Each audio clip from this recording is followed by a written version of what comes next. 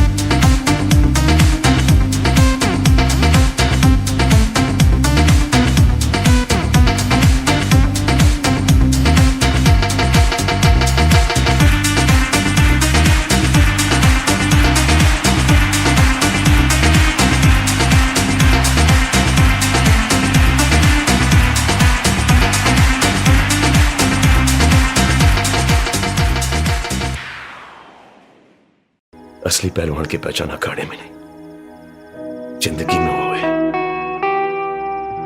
ताकि जब जिंदगी तुम्हें पटके तो तुम फिर खड़े हो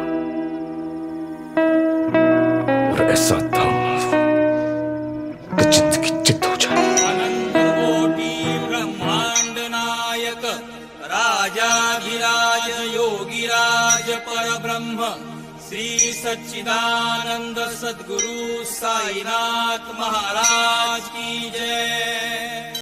अनंत कोटि ब्रह्मांड नायक राजाधिराज योगिराज परब्रह्म श्री सच्चिदानंद सद्गुरु साईनाथ महाराज की जय। अनंत कोटि ब्रह्मांड नायक राजाधिराज